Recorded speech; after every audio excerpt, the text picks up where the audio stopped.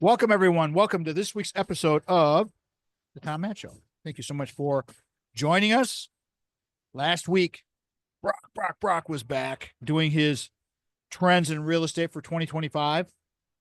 That's how we start the year off, everybody. You know, we try to get Craig in here, and we did the financial side of things. And then we do Brock, the real estate side of things, right at the beginning of the year, so that you guys can get some fresh input, fresh data, fresh ideas at what we're going to do about, living the best life that you can live.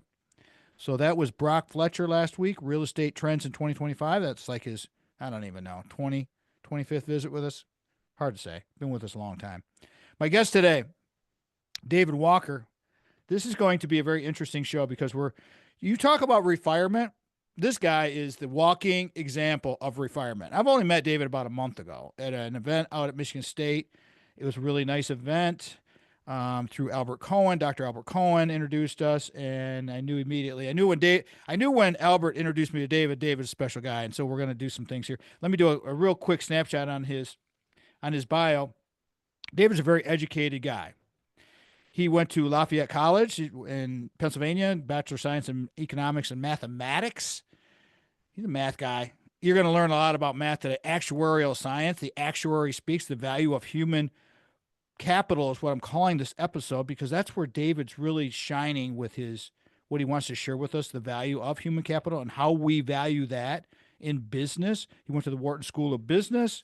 He has been all over the place, and this resume is just too long to go through the whole thing, but just special areas of expertise: business processes, value-based marketing, organizational development. You get the picture? He's a business guy. He does his thing. But also the coolest thing about David is his refinement life with his musical talent and all of the things he's done with his music. I'm just going to save that for him and let him tell the story because it's a cool one. But some of the bands he played with as a younger guy, impressive. I want to welcome to the radio program my new friend, good guy, David Walker. David, how are you, brother? I'm fine, Tom. What a beginning that is. I hope I can live up to half of it. Well, I try to do my best, man. It's a whole thing, and I'm so impressed with your background and everything that you've done in your life. And I knew when we first talked, it was like, oh yeah, we're gonna have some fun conversations. I was just trying to figure out, as you know, I was trying to figure out, well, how do I best present you and your talent and the things that you want to talk about? And it's just like then it all started to come together once we had that conversation. So you know the drill here. We're gonna do this is your life. Talk about your family, your spouse, your kids, whatever you want, grandkids if you have some. I don't know that for sure, but go right ahead. Please talk about you and everything. And where am I talking to you from? Hickory, North Carolina, huh? Right. I retired from Hickory, North Carolina from Chicago and then from New York. I had moved from New York to Chicago and then finally retired into Hickory, North Carolina. How do you like that? I like Hickory. I like Hickory a lot. And the South is different. I was born in Montgomery, Alabama, so it's like I was coming home a bit, but the people here are very welcoming. My one of my children is a OBGYN down here, and her husband's a doctor. So it makes it easy to be close to family here. They've got two children, and they're my grandkids. So it's great to visit them, though they're off at college and working now. Well, okay, so let's name them off because you know what? When they listen to the podcast or the radio broadcast, the family always likes to hear their name, and especially the grandkids. But the daughter, please talk about your family. Go right Okay, ahead. my wife is Susie. She is a graduate of um, Pennsylvania University of Pennsylvania. She has a degree in she was excuse me, I'm getting this wrong. She graduated in 2 years, magna cum laude, Phi Beta Kappa, and with a degree in statistics. So, she and I have to work things out pretty infinitesimally, given our degrees. At any rate, we have 6 children, one boy, who's the last one, and 5 girls. They beat him up pretty regularly, so he became a hockey player and was an enforcer. But at that point, uh, the oldest daughter is with the investment community. She is 55. The one after that, and I'm gonna get these ages wrong, so I'm gonna stop guessing. Uh, Allison is the doctor here in town. She's an OBGYN, and then I have a PhD who's at the University of Cincinnati. She runs her psych department. I then have a daughter that didn't go to college, but she's a business lady and runs a horse farm of 50 horses, saddlebreds. Then after that, I've got a daughter who is a master's degree from Harvard, and she works as a school psychologist in that department. She's also a coach. And after that, I've got my son, Edward, who is 38, and he is in a very niche business in the insurance industry and doing extremely well. And he's got a child on the way, and that'll be our 13th grandchild. Congratulations, my friend. That's so fantastic. 13 grandchildren. It's just it's a wonderful life. And it's like talking about your daughter who is an OBGYN. Well, all your children, even the daughter that didn't go to college, they all seem successful. I always like to ask parents, what's the secret sauce, bro? If you're on radio, you're doing a video here, it's like, okay, you obviously did something right 6 times over, and now we have 13 grandchildren. Do you have something in a snapshot version that you'd like to share with the world? Actually, it's hard to say. I try to set a working example that working, regardless of what you do and regardless of what you make, working is really important that you do it well and you dedicate yourself. I was big on education. The one daughter just didn't want to go to college, but she loved horses, so I supported that. At one time, my wife owned 3 horses, and they all had an opportunity to ride. So 2 of them did. Two of them still are. One goes to horse shows and owns 2 horses, and the other owns a farm. So I encouraged them to do what they did well. My son was highly ADD and had a lot of trouble concentrating. So I had to figure out what what I could do to help him concentrate. And actually, it turned out that he did his homework while the television was on. And that provided enough distraction for him to concentrate. Now, I know that seems like an oxymoron or juxtaposition, but the more television he watched, the better grades he got. And so he went ahead to Michigan and graduated with a double major and is doing very well. That's awesome. Such a great story. I love hearing about the families and all of this. When we talk about the actuary speaks, and I need about a quick minute definition of this here, of David, because we're gonna go to break here in a second. Can you just give the listeners a snapshot of what an actuary is? We're going to talk a lot about actuarial science today, and the reason why we're going to talk about actuarial science is the human capital. Can you give a quick snapshot, please? Actuary is so different than an accountant. Accountant is really measuring a defined period of time, usually a profit and loss statement, you know, for 1 year or possibly 3, and developing the annual report. They're really valuable from the standpoint of keeping track of all the numbers and departments and profit and loss and balance statements. And it's required, of course, it's a public company, especially for all the folks that are buying stock. And if it's a private company, it's really important for the owners of the company to understand where we are, profit and loss, you know? We'll come back, David. Let me get you to finish that definition when we come back from break here, because we're coming up on this, and I want to reset this thing. Okay, calling this when the actuary speaks, the value of human capital. Everyone, my guest today is David B. Walker, my friend that I met recently at an event at Michigan State University. One of the smartest guys I've ever met, and hanging out with a Dr. Albert Cohen and meeting people like David B. Walker, crazy. I've got some things I want to share with you about music and math, and we're going to hear it right from the mathematician himself. You're listening to the Tom Matt Show. And that is how easy that is. It's just frick and roll, bro. I gotta tell you this. Are you there for a minute? Yeah. We're recording, though. So remember, we're recording video, not the radio show, but go ahead. All right.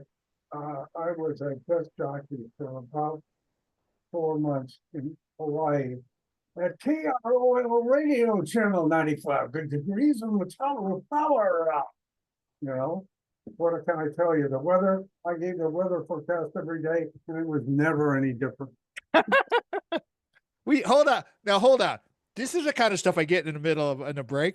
That's great radio. We're gonna come back to that because that's a good story. That's funny stuff. All right, hold on. Here we go. I gotta do a read here, so bear with me. All right. I knew this was gonna be fun. It just took me a minute to kind of get my head wrapped around. You're such a high level intellect. It's like, okay, I want to make you sound good. I want to promote what we're talking about here, and your everything that you know. It's like, how do I fit this into my head? It's like, okay, I get it. Here we go. Here we go. Welcome back, everybody. Welcome back to this episode of the Tom Matt Show. I am your host, Tom Matt. This segment is sponsored by Craig Stiles. Full disclosure, Craig Stiles has all of our refirement zone savings, all of it with Ameriprise Financial because we trust him. We trust him. We trust Brock with our real estate. We trust all of this because you want to plan for the life you want today and well into the future. It's kind of like the show today that when we have David B. Walker on here talking about actuarial science and the value of human capital, you have to understand the power of compounding. Craig talks about this all the time and keeping things straight with the right financial advisor, with the right smart people in your life. Life can be brilliant. Please call Craig 1-800-528-1355, everybody. Local number is 517-483-4893. His email is craig.stiles@ampf.com. That's craig.stiles@ampf.com. His offices are located 2651 Coolidge Road, Suite 103, East Lansing, Michigan 48823. Stations that have carried us, stations that carry us. We've been on broadcast radio for quite some time now, and we come and go on different stations, but we're on the Michigan Talk Network. Here are some of the stations in and out of the network. WGHN 92.1 FM in Grand Haven, Michigan, carried us for a long time. First station ever to carry us on broadcast radio. So grateful to Will Tiemann and Wendy Hart. WGIM 1240 AM in Lansing is the flagship of the Michigan Talk Network. WGRW 1340 in Grand Rapids, Michigan. WKLQ 1490 Muskegon Whitehall over on the west side of the state. WYPV FM 94.5 in Mackinac City, northern part of the state. And then, of course, WKAR AM 870 and simulcast on 102.3 FM in East Lansing, Michigan. They are our PBS affiliate, and we're so proud to be out there at Michigan State University. Thank you, Brad, for what you do for us. And thank you to Craig Stiles once again for sponsoring the second segment and supporting us and being our financial fitness guru, creating Decideri Analytics, where we are making light of weighted decisions. Analytics, algorithms, all of this so important. We're going to talk about a lot of these things today with our guest, David B. Walker. The actuary speaks the value of human capital. Lastly, I want to say thank you to Steve and Ivy Gruber for carrying us on their syndication on the Michigan Talk Network. They are the smartest people around, and not because they carry me, just because they're just really, really good people. All right, so again, my guest today, David B. Walker, and David and I met recently, thanks to Dr. Albert Cohen, at the Simon event at Michigan State University. Very, very nice event. I was very happy to go there with my wife Sandy and some friends, and we got to meet David and talking about things. And the way the show's going to go, everybody, you know how I love talking about refirement and how we change throughout life. Well, things happen throughout life, and David has been around, and he's done some great things in his life. Before we get into the deep dive of his musical career, I want to finish off with the thread that I dropped off with at the previous segment of what an actuary actually is, because David is an actuary. I was trying to figure out what David, I was trying to figure out, what do you call, is it an actuariist? And then I looked it up. It's just actuary, right?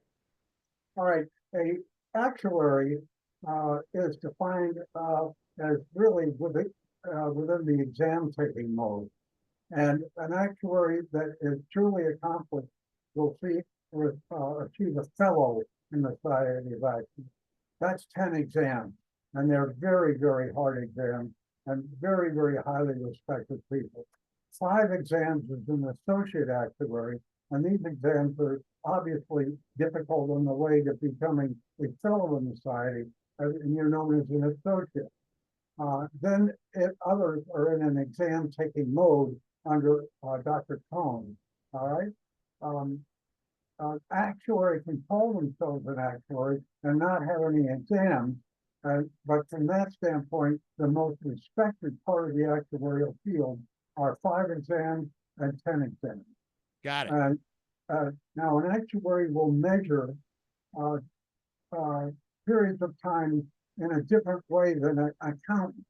An accountant will measure it in a 1 year, 2 year, or 3 year segment. And in projecting results, we'll do it in what's called a deterministic way. We're going to project it at 5%, we'll project it at 6%, maybe 3%, but whatever they're projected, they usually do it at a fixed period of time. An actuary, among other things, has the ability to project on a present value basis. In other words, what's the future value and present value of this current operation? And that's far, far more detailed, and that's called stochastic modeling. So they will determine it on a deterministic basis, which is basically a great big average, but it's rolling the dice.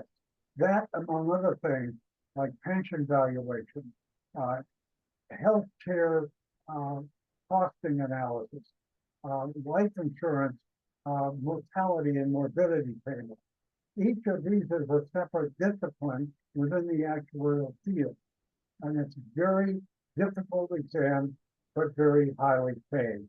Any of those folks that I presented to at Dr. Cohn's class will probably be in the area starting salaries of 50 to 75,000 right out of college.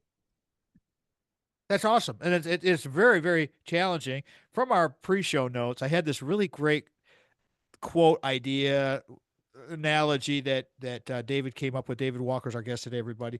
David, you said that mathematicians are musicians, and this is my segue into your musical career, but can you explain to the listeners why, because you are a mathematician, an economics person, why mathematicians are musicians? You know, you ask difficult questions, and I know that's why you have this program. As good as you are, I'm going to have trouble answering that, only because some of the biggest mathematicians in our history were also musicians, like Einstein and Mozart. Numbers and music were very easy for me. And I don't know why. I can't tell you why that is. But if you suggest to a mathematician that they should play music, I don't know that it is easily accomplished as if you suggest to a musician to become a mathematician. Did I So say I see. that? Go ahead. No, go ahead. Finish that thought. I mean, I think if you go one way, music to math might be easier than math to music. And I'm not sure why that is. It just makes sense. You know, that's the thing where having when I'm listening to you talk, and as a actuary, this is a high pressure job. I'm thinking as a release, as a hobby, as something that keeps you balanced. Because in life, and I talk about this a lot, David, we have to have multiple inputs into our life, obviously, to have a balanced life. And so being just focused on one thing is not going to be conducive to having a very solid foundation to your whole existence. So I look at that and I think that's why. And for those of you that are watching the video, and if you're just picking this up on radio, might want to go check out the video on YouTube, because in the video you can see that David has 4 guitars hanging on the wall behind him in the video.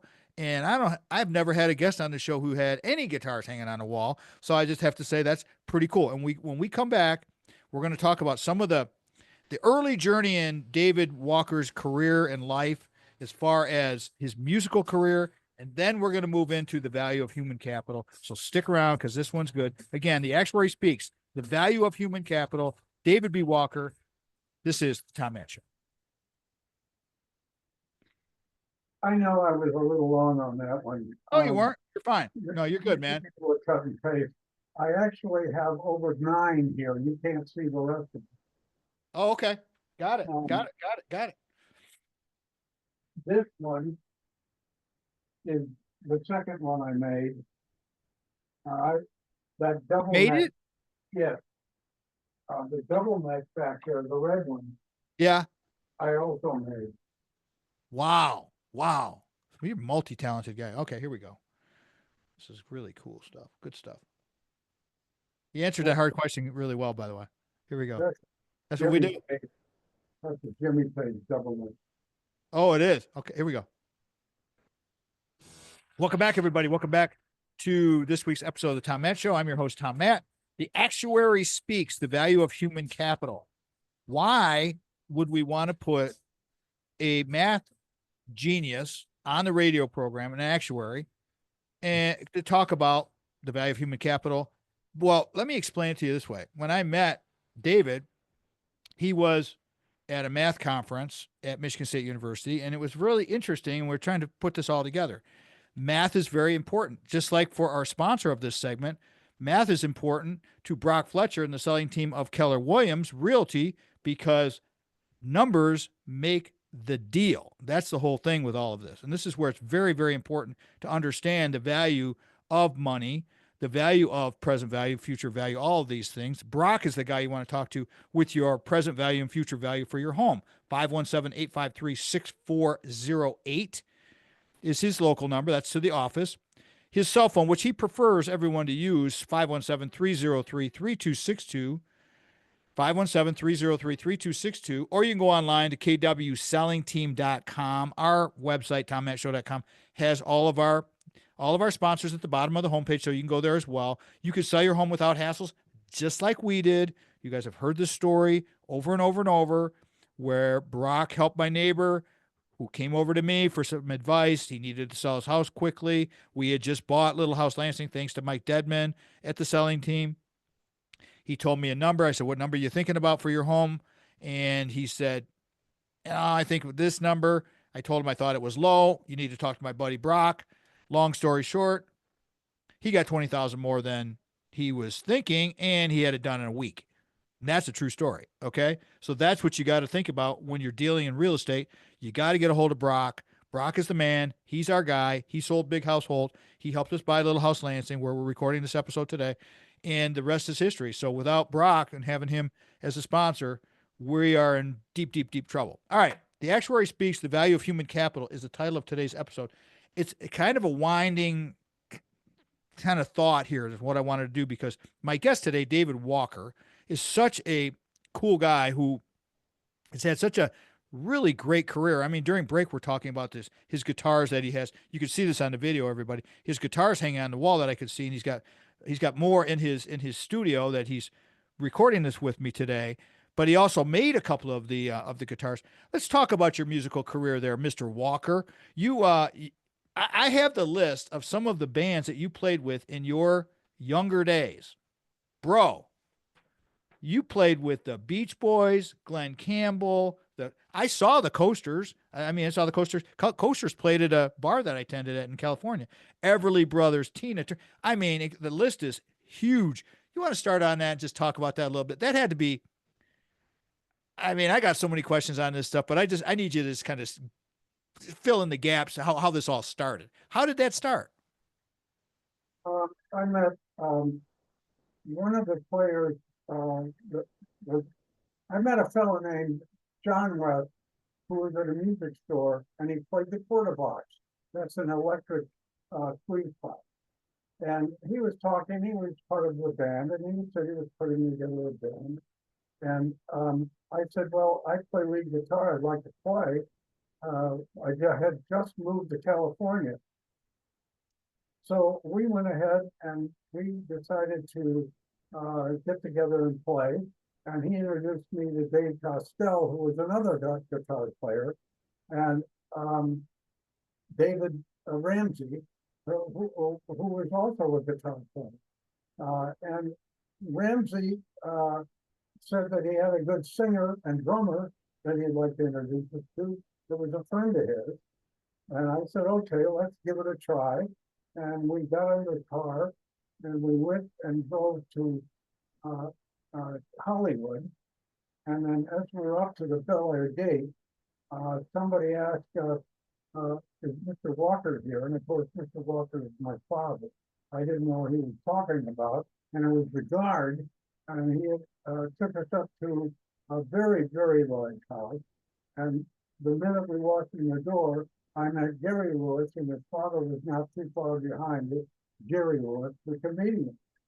And so that was the start. They had a studio in the house at that time, and we began practicing. And the long and the short of it is, I helped negotiate a contract with Disneyland to play at their one of their venues. And I might have had some help from Mr. Lewis. I had a feeling I did. At any rate, there were stars down there and had a wonderful time playing at Disneyland. It's a wonderful venue, and we had a great bunch of people come, and we developed a following. And it wasn't long after that that we recorded our first record, This Diamond Ring, which sold 1 million copies. I'll probably interrupt a bit, but having said that, you know, this is what they used to hand out during the old days. And for those people who are wondering what the heck's going on with the radio broadcast, my friend David B. Walker is holding his gold record from that. What's the name of the tune? This Diamond Ring. This Diamond Ring, which I've heard and I know. I gotta ask you though, man. You telling me that Gary Lewis was Jerry Lewis's son? Yeah. You know what? I never knew that. I'm so glad learning things is so great. I love this kind of stuff. So Gary Lewis and the Playboys, for those of you who are going, Gary Lewis, that sounds kind of familiar. Is that right? Am I saying this correct? Gary Lewis and the Playboys was the band, right? Okay, so you start off with Gary Lewis and the Playboys, and you playing at Disneyland. And I've been to Disneyland many times because I lived in Southern California for 15 years, so I know Disneyland really well. I can probably figure out where the heck they had you guys, and that's super cool. Of all of the people on this list, this giant list of people you've played with, even the 8 seconds with the Beatles, which I thought was pretty hilarious.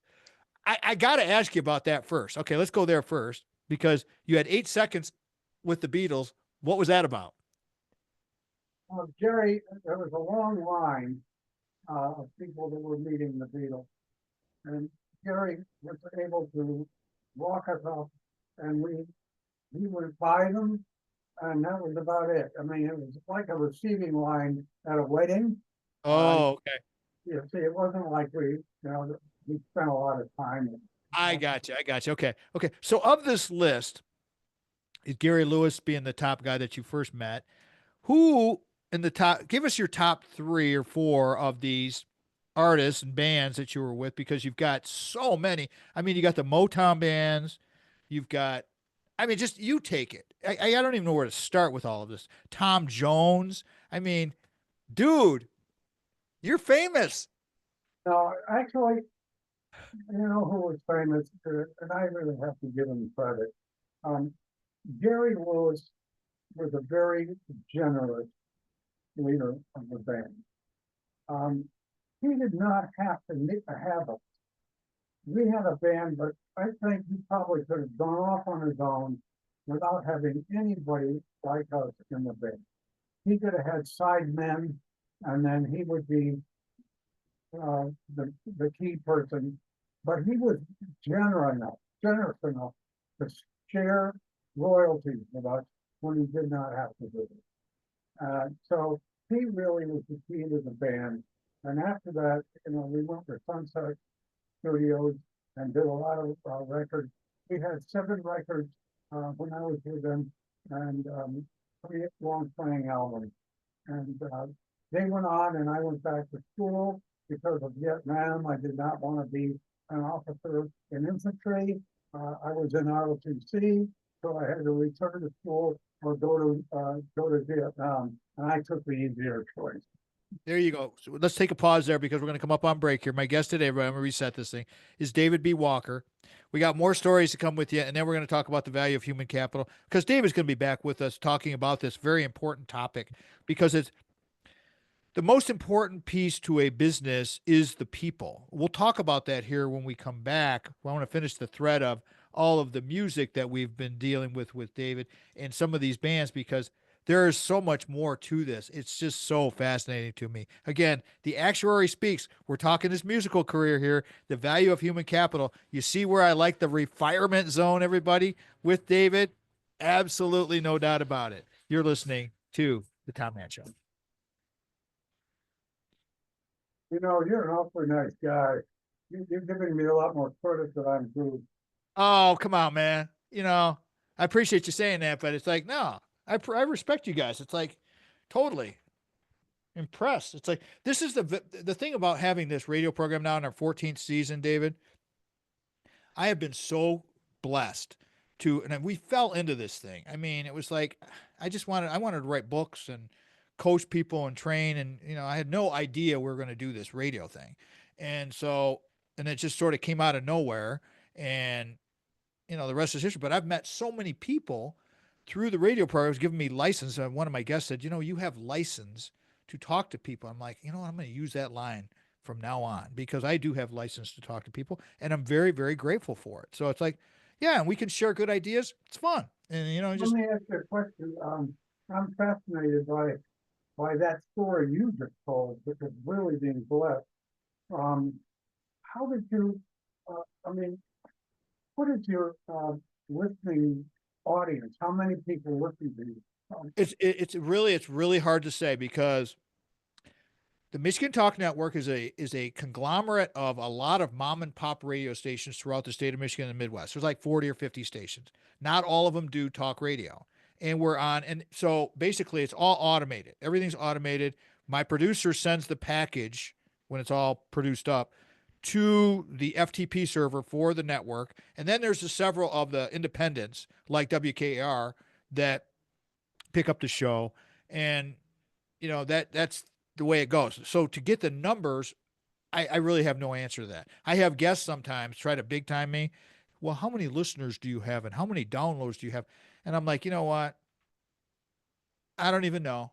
I'm just glad one person listens to us. I've had people come up to me many, many, many times. I heard you in the UP. I heard you, I was out on Grand Haven. Because the radio stations can adjust it however they want. And see, we don't pay to put our show on, so they get all of the air time, they get all of the ad time. I give that to them. That's why we do the live reads. We embed the live reads so I can make money on this thing. But to sell a 10-second spot is that's let the radio station do all that. So back to your question, it's hard to say. I just know that we're in the top 10% of downloads for podcasts, which my producer says is pretty good. It's still not a outrageous number, but it's pretty good. I mean, it's like, I don't know, several hundred up to 1,000 a month or something like that for each episode. So I don't know. I mean, it's hard to say. I'm just 1,000 people? excuse me, A 1,000 thousand? downloads for the podcast. Now the radio show, that's the thing. When you ask numbers, I'm like, I don't know. I really don't, because they could flip a switch and the station up in northern Michigan could be now playing rock, or they went from talk radio to, and it's their station. So I don't worry about it. I'm just glad that the Michigan Talk Network still carries us, and I hear people giving me good feedback all the time. And it's like, whatever, cool. I'm happy with it. So, but it's pretty decent. I mean, I had some advice way early on when I first started in radio, and they said, until you have 10 years under your belt, you're still a rookie. And I was like, wow, man, I got to do this for 10 years before. Well, now, you know what? Now we're in our 14th season, and it's just like, it's all good. So That's it's just fantastic. fun. I It's really fun. compliment you. Thank you. It's just really fun. So the whole story of how the radio show started was I met this guy on LinkedIn. I was getting some coaching, and the woman told me to help promote my book, get on LinkedIn and get into groups and find people out there that want to help you promote your book. And these guys they were soliciting, they were going to build this new all fitness radio network online. It was brand new. It was in 2011. And nobody had ever heard of this. Nobody really had heard of podcasts. And I'm like, well, how in the hell are we going to do this? Because he said, we're specifically looking for a show with a baby boomer fitness guy. And I was the guy. I fit the bill. So it's like, okay, how are we going to do this? We're going to do it via Skype. They're in Connecticut. I'm in Michigan. And I'm like, okay. So I did it 3 times a week for almost 2 years with those guys. Then I went on with another production company and did it 5 days a week for 2 years. And I mean, I was working full time. So like I'd race home from work and Sandy and I would knock out 5 shows a week. Every day we'd do a show. And it was like, that's how I got so many shows under my belt. And so it's like, I've done thousands of shows. And it's like, it's reps, man. You know how it is. You haven't been on stage, you played, you got practice. And that's the whole thing with radio. It's just the same old thing, man. It's just got figured out that I'm kind of good at this, and people were saying, you're pretty good. How long a doctor I had on way early in the show said, you're pretty good at this. How long you been doing this? And I said, about 6 months. And he's like, well, I think you might want to continue to pursue this thing, young man. You got kind of a future in this. I'm like, well, we were just looking for an exit strategy, the retirement zone. I hadn't even dreamed that up yet. We were looking for an exit strategy post our careers. And so that's where the retirement came from. And that's Sandy's was in healthcare. I was at the university, and the rest is the rest. And that's where we go. It's just pretty good story. I've written 4 books, so I wanted to do media. I've written a lot of stuff. I've talked a lot. What I tell people all the time, David, and then we'll start the next segment. I'm a talker who writes. When people say, well, you've written books, I said, I'm not really a writer. I'm really a talker who writes. And I mean, I wanted to learn how to do it. I wanted to learn how to do the process of writing books. And so, that's the way I do it. I just do it. I just get out there and get busy. Fascinating, because I write poems. Do you? 150 poems I've written, some of which I put to music. So it all makes sense to me. Yeah. I could send you some of my poetry. I've written a few. I haven't written 150, but I've written about 20. And maybe you could put some music behind my mountain poem. I'll send it to you. Because it was I wrote that poem in one sitting on the day of my master's degree graduation commencement. It just came to me out of nowhere. I wrote it down. It's kind of long, but it was just a long ass struggle, and it just sort of just flew out. I didn't do any editing, and I'll send it to you after the show. Make a note of that. Okay. Mountain. Here we go. 2 more segments. Goes by really easy. This is fun. We're going to continue the conversation about the band stuff, and then move into the rest, and we'll just hammer the rest of the other points. Here we go. Welcome back, everybody. Welcome back to the 4th segment of the Tom Matt Show. Remember our sponsors: Brock, Craig, Brock Fletcher, selling team of Keller Williams Realty, 517-303-3262. And then you have Craig, who has all of our retirement zone savings over there. Call him at 517-483-4893. Remember, both of these companies that we work with, our sponsors, are national companies. They're big. So if you are in California, or if you're in North Carolina, where my guest is today, David B. Walker, wherever, Ameriprise, Keller Williams, they all have offices all over the country, and my guys will vet them for you. They're good guys. They will take your call. No problem. Tell me you heard it from Tommy, and away we go. David B. Walker is my guest today. The Actuary speaks the value of human capital. What does that mean? Well, we'll talk about that in a second here. David, I made the note of talking about your radio host, and we're talking about your career as a musician in your younger days, and we didn't finish the thread. I didn't come back to it, and I apologize for that. I want to talk about your quick foray into the entertainment business, because you went into the guitar playing and you became a DJ in Hawaii. Talk about that for a second, because you were the weatherman in Hawaii. How tough a gig was that?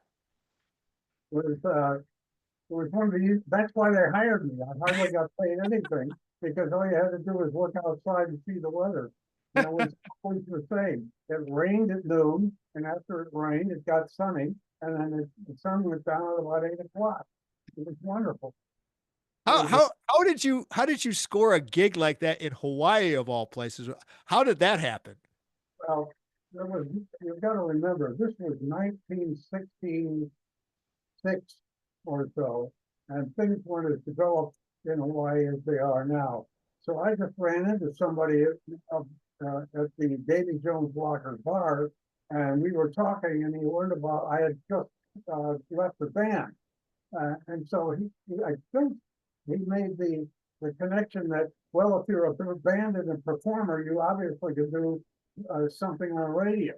And so it was I said yes when I probably should have said nothing. And so I got to do that. And, the Walker Wingding, Channel 95, Walker Wingding, you know? Nice. I love it. And you got a copy of this diamond ring, which David played on, Gary Lewis and the Playboys, gold record, million seller. So that leads us back into where I want to talk about with some of these bands that are on this list. I mean, from the Drifters, the Beach Boys. I got to ask you about Glenn Campbell because you're a guitar player. I'm not a musician, but I know that Glenn Campbell was very renowned for his guitar picking. And he could still play even after he had his illness later in his life.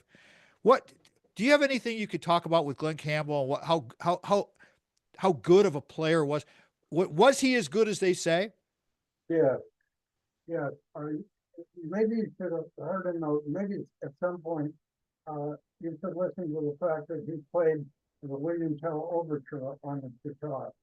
Um, and he was just an excellent guitar player. He was a studio player. He played with a lot of studio guitar players and behind a lot of groups that you probably didn't know. Like he even was a studio guitar player for the Beach Boys. Okay, and he played with a group called the Wrecking Crew, and he was on a lot of records that people didn't even know he was playing. He was just a studio musician. He wrote songs, and he was a very nice guy. I mean, really approachable, wasn't arrogant, and just a really, really solid guy. Was there competition amongst guitar players? That guy's better than the other guy, or is it kind of like the brotherhood of like athletes?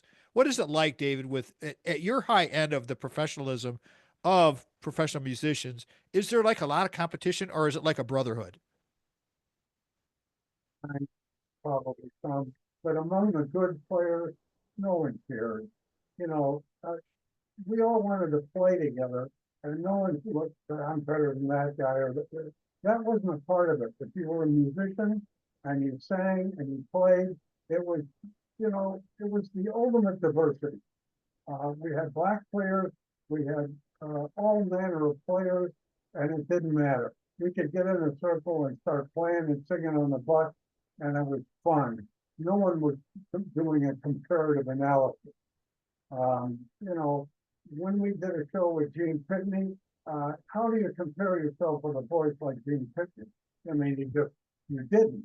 There are some that were just like Tom Jones, far beyond some of the folks that we were with. So, no, there wasn't that much at all. I don't remember it being anything that I would have remarked on at the time. That was a great segue. You gave me a perfect segue into our topic for today of the value of human capital because now I understand where you got your deep belief in the diversity. It came from your music career as a young age, and you carried that through because you were always like that. You were always into the diversity. Let's talk about this because of our bullet points that we want to talk about: the rise of diversity, dedication, business experience with racism, and continued effort at change. First, let's talk about the major business economic systems. You sent me a slide of the companies, the types of companies that will use your value of human capital without coming up with a better term for that. It's just the actual metric for that. Please talk about this a little bit. Talk about the why is people understanding the value of human capital and diversity. Why is this so important for us to have a culture moving forward in our country? My father taught me diversity. He was a flight instructor for some of the Tuskegee Airmen. And as such, I was raised Your without your any, dad taught the Tuskegee Airmen. yes, he did. Wow. And I grew up with racism not being a part of our family at all. My father was very much against racism and taught some of the airmen how to fly, and actually some of them were escorts to the bombers. So he's the guy that started me out on diversity. He would not stand for racism in any form. I just took it from there and then developed into music. And when you're playing music with somebody like B.B. King, or when you're playing with Ahmad Jamal, or listening to him, or you're listening to Chuck Berry, no one cares what color you are. if you're a musician, you're equal. You're dedicated to the music. And so that was the joy I had because it was an easy transition for me. I was already non-racist and it just fit in greatly. And they could see it in my eyes and they can see it in the way I related to them. I think that most human beings, and you can give me your opinion on this, David, but I think that most people, the majority of the people, could care less. I mean, it's like you're a person.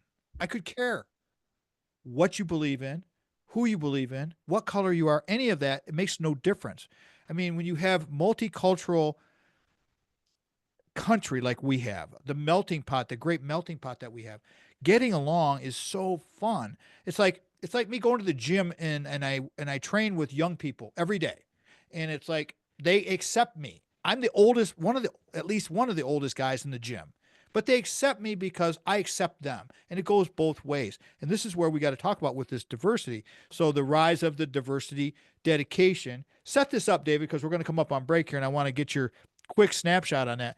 What do you mean by that? When you say the rise of diversity dedication, what does that mean to you? What it means to me is I started with being non-racist. Then I became dedicated to diversity. And then I began to see how that fit into the human capital model of a business. You have 8% or 6% minority, and then the rest white, or you have a different mix. And what does that mean for the value of the corporation?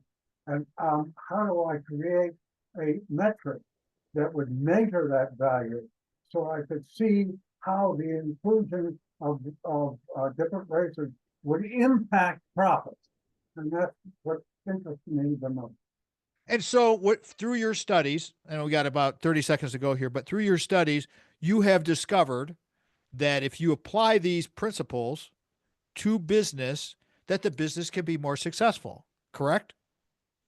Moreover, in measuring the value of a business in an acquisition, please remember to measure the value of human capital because it might be different in another organization, which is why 70% of mergers fail because of culture. Okay, so we're going to hold that thought there. But 70% of mergers fail because of culture. And we're going to talk about this because it's the human capital, and we have the man, the actuary speaks, the value of human capital. Not only is this man refired several times in his life, but he's still going strong. And he's still out there pushing his thoughts and helping people get better. And that's why we have him on the radio program. Because 70% of mergers fail because of you can't blend them together.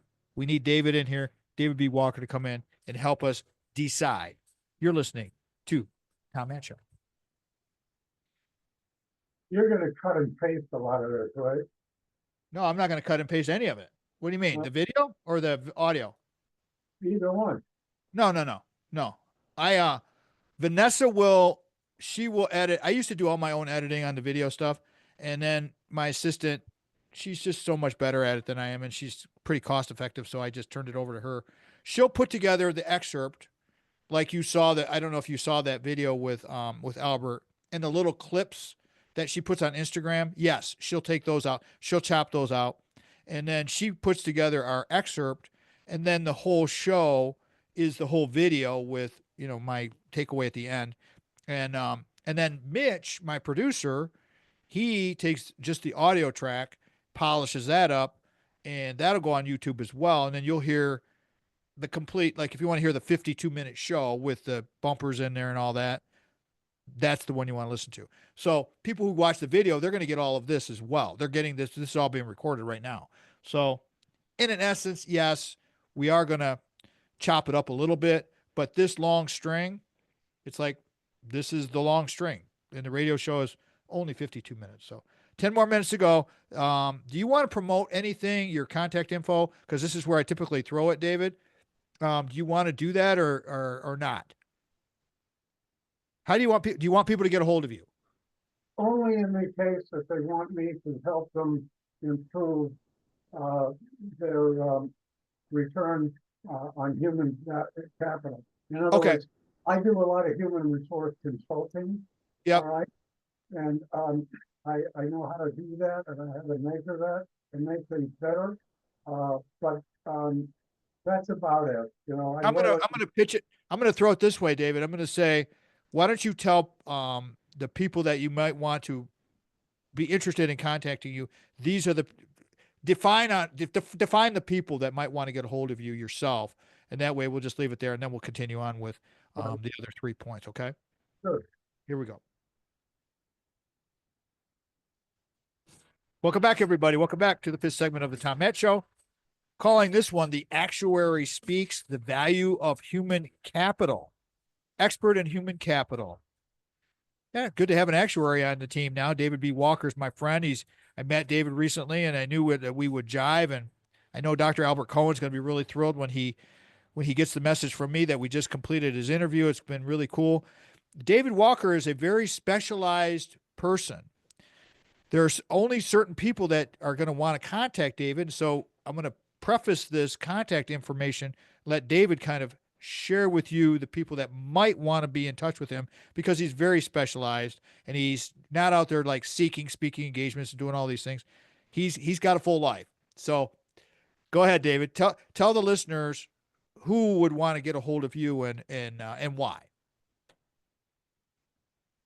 I would like to hear from chief financial officers or chief human resource officers in small to medium-sized companies, let's say in the 100 million to $500 million range, about any solutions they're seeking in the cost areas regarding human resources, whether it's pension planning, 401k planning, whether it's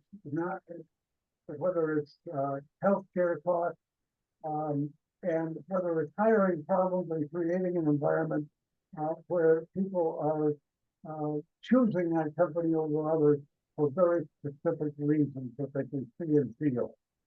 That's the kind of fun I like to have at my age and at my place in life. How would you like them to connect with you? Contact me, or would you like to put an email out there? What would you like to do, David? We can do it whatever way you want to do it.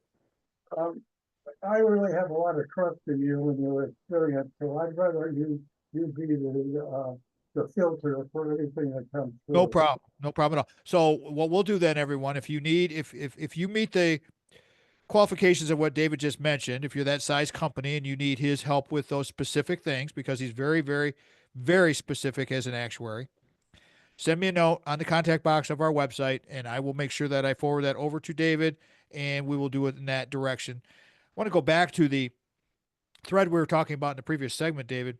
Again, David B. Walker is my guest today, everybody. The actuary speaks the value of human capital, and now we're talking about human capital. Why, in heaven's name, if we have all these mergers in the world and you see these companies buying each other up all the time, you hear about these, you hear about these structured plans where people come in and buy you up, or they're hostile or they're non-hostile takeovers or whatever. But why, you said that 70% of mergers fail. That's a lot. That's a big number. I mean, Well, these people. let's define fail. Okay, let's define fail.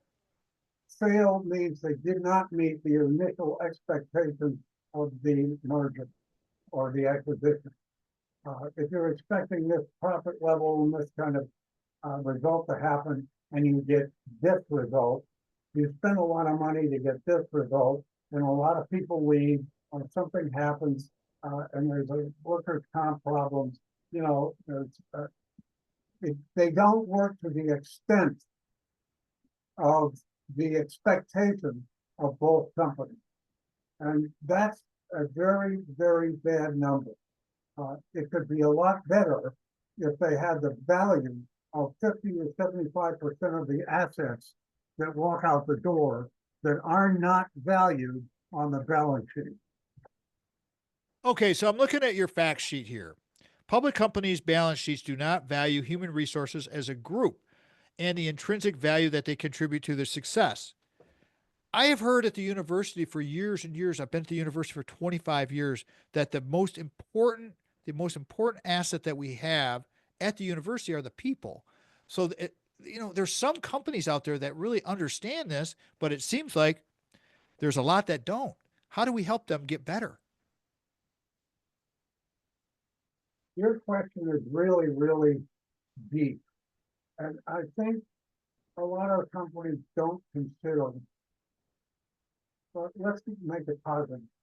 Many companies who choose their management team put high emphasis on finance, all right, on numbers, on profitability, on, the metrics that go in net operating income, that sort of thing.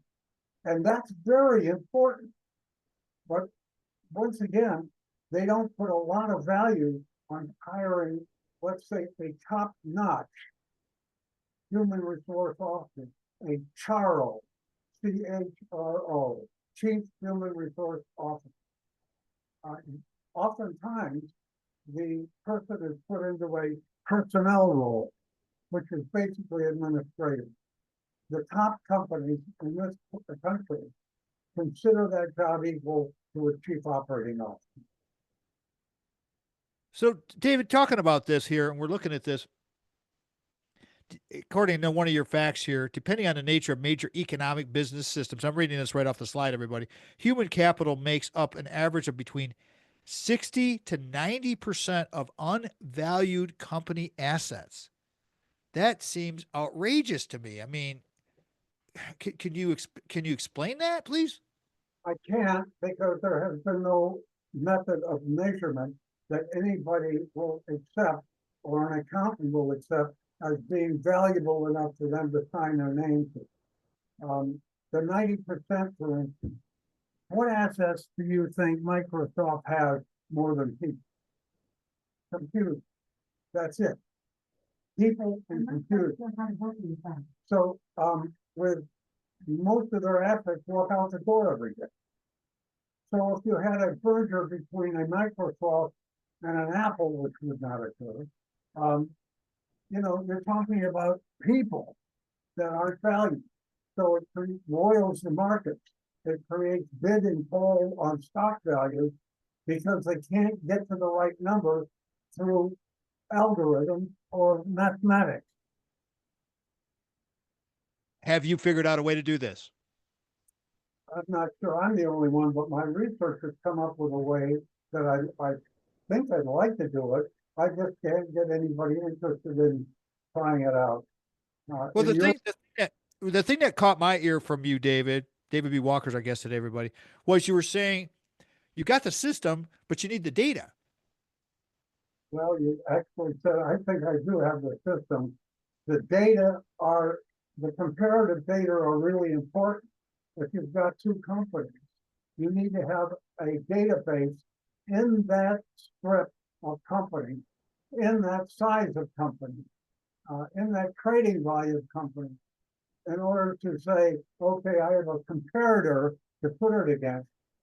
So if I come up with a number of my own company, and here's my human capital value, the other companies will fire you saying, I don't agree with that value and I'm not going to buy it because I have nothing to compare it to. They ought to have their own, and there ought to be a massive database out there so you can compare these two to that database so you get an accurate reading. And so it eventually is put on the balance sheet. You know what it made, what just popped into my head just now, David B. Walker's our guest today, David, the thought that popped into my head, I had this conversation recently with someone, was on electronic medical records and how when it first started, the internet and everything started rolling with this, they had all of this great ideas. Oh, we're going to combine all of this, it's all going to work together. But now we have this cluster of different systems that don't talk to each other. And you can't transfer your knowledge with you. And so you always got to fill out all this paperwork. So it's like, can't we get something that's consolidated with this thing? I don't know. I mean, I got to ask you though, because we're going to run out of time here and I got a couple minutes left. Your business experience with racism, why was that an important point? Because you have that as one of your bullets. Can you please explain why that's so important? I think most of us understand that there's reasoning behind this, but from an actuarial perspective, why is that so important? Not so much from an actuarial experience, but from a human resource experience, I have done work at Howard University on diversity and profitability. And that study was over a period of 3 or 4 years. And the bottom line is, in short, for you, is that the more diverse a company is, the more profitable it is. There we go. That's the bottom line. See, we saved this for towards the end of the show, everybody, because diversity, because you have different inputs coming into your processes and your products and your services, you can serve all of these other people because you have a variety, a melting pot of ideas. All right, what's our takeaway, brother? I got a minute to go before we gotta wrap this thing. Your first visit to the radio program. I appreciate you very, very much for doing what you did. What would you like to leave the listeners with? I'm not sure. I'd have to say, find out what you do best and then find out what you do better. Link those two together and see if there's a way that you can create synergy, no matter what it is. If it's music or math, if it's dancing or singing, if it's football and or soccer. But be an athlete in all ways, be a mathematician that's also someone who reads. Try to link these things up to see if there's synergy in them that will be greater than the whole. I love it. When you build synergy into your life, doing things that you're not really comfortable with what you like to do, like at the gym, when I encourage people, if you're always going to gravitate towards things you like to do, you need to gravitate towards the things you don't like to do to make you more rounded. All right. With that, I want to close the show, and I want to thank my guest today, David B. Walker, for being with me. If our show fits your business or group's mission, we want to be of service to you through our guests. Again, if you want to get a hold of David, please send us a note through the contact box, and I will forward that forward for you. Always remember, before you can share love with others, you must love yourself first. I close every episode with that little line. Thanks again to David B. Walker, Sandy, Craig, Brock. We'll talk to everybody next week, and have a great week, everybody. Go out and ignite your life. Remember, the Tom Matt Show is a production of Boomers Rock Media. We want to bring your story to life. And lastly, I want to say thank you to Mitch Anderson and Vanessa, our production team. Thank you so much. We are out. Thank you. Right on, brother. Easy. You like that? It was fun. Yeah, it's fun, man. It's just easy. It's just like we're just chatting. And now that we have kind of an idea here, once you, and I mean, you're a performer, so you've listened to yourself. I've had many guests where I've had on, like I've had attorneys on, and I ask them, I'm like, you listen to your episode, right? And they're like, no, I don't like the way my voice sounds. And I'm like, you're never going to get better unless you listen to yourself and you start picking things up. So I suggest to you, listen to the episode, which you will, and just jot down some ideas, and then we can kind of brainstorm on the next visit. What's important for people? I think you have a lot of value. You have a lot of knowledge. It's like there's so much more that you could share with people. It's just good, like you just said. I mean, do the things you like to do, and do more things that you don't like to do, and have a balanced life. I mean, that's great common sense stuff. So I hope you enjoyed your time here, and I enjoyed having you. So I'll definitely be in touch. And fun show, man. Good time. Well, let me ask you this. Do you have about 2 more minutes? Yeah. I had a group of students from Howard University, and I divided them into 2 groups because they, as blacks, did not think that they were discriminatory. In other words, they did not feel that that was a part of their makeup. In other words, when they were in a group, they felt, moreover, that they were sort of against the world in some ways, even though they were educated. So I split them into 2 groups, and I gave them resumes, and I gave them a business project that was whatever it was. This company was having a lot of problems, and I said, here are 10 resumes, and I want you to pick 5 of the best people that were going to fix the problem at this company, okay? And I divided them up. And the only difference I took between the resumes is one had pictures and the others did not. Ah. And you know what? They did not choose the best people for the job whose pictures they saw, because they were discriminating based on what was in their head. And no one isn't discriminatory. We all. We What all we, are. we have to do is ameliorate that with love and honesty. There you go. I mean, here's another suggestion. I'm going to write this down too, because I'm going to send you the mountain poem. But a show on biases, inherent biases, because we all have inherent bias. It's just part of human beings. So I'll send that to you. Listen, I got to run real quick, David, because I got to run downstairs. Sorry, I got to.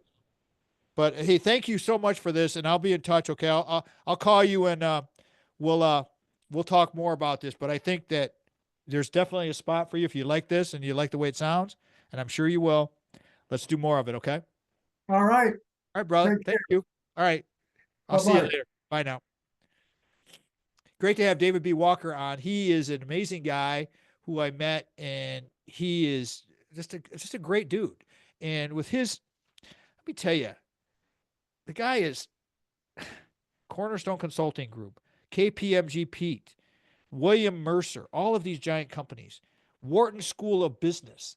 These are the kind of people that I love talking to because they're so smart. And David Walker is a smart guy. Until next time, everybody, I'm Papa Tom. Have a great day. Peace out. Love y'all.